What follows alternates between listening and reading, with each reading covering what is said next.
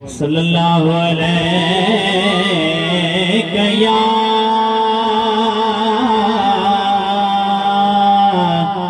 या रसूल अल्लाह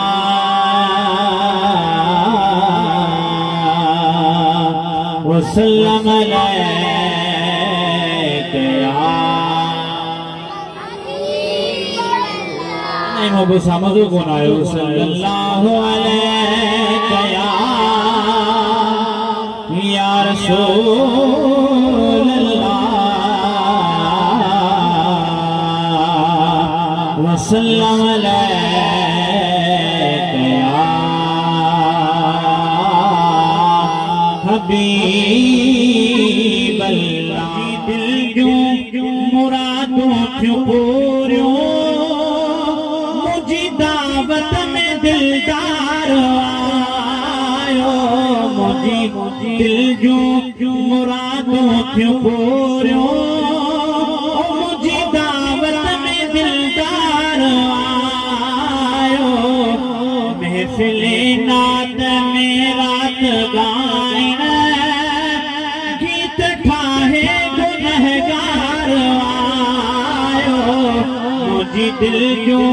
मुरादों क्यों पूरियों मुझी दावत में दिलदार आयो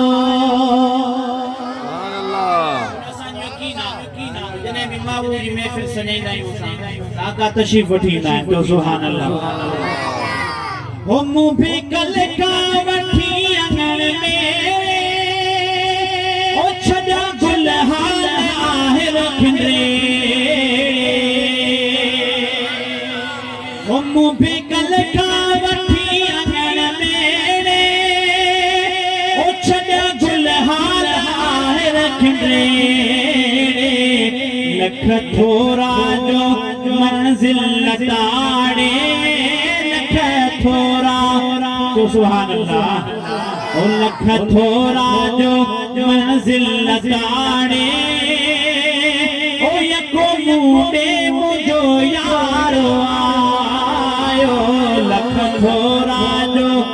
लख थोरा जो मंजिल लताड़े ओ यको मुंडे मुझो यार आयो मुझी दिल जो मुरादों क्यों पूरियों मुझी दावत में सरकार आयो ओ न मुसामान घर के सहे मोहब मेरो उन मुसामानो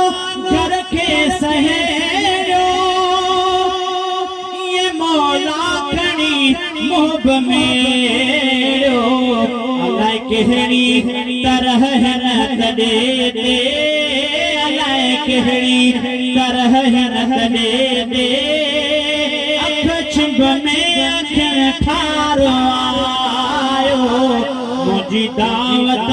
मुझी दिल जो मुरादों क्यों पूरियों ओ मुझी दावत में दिलदार आयो तो सुभान अल्लाह ओ कयो मुके आखिरी मिसरा मोहब्बत वाली दिल खोले बुधाइना सुभान अल्लाह ओ कयो मुके खुदा खुश नसीबा वारो नजारो अजीबा हिन को जे किने जे कखंदे हिन को जे किने जे कखंदे वरी पगदार के प्यार आयो हिन को जे किने जे तड़े दे को जे किने जे तड़े दे वरी पगदार के प्यार आयो मुझी दिल जो मुरादों क्यों पूरियों मुझी दावत में दिलदार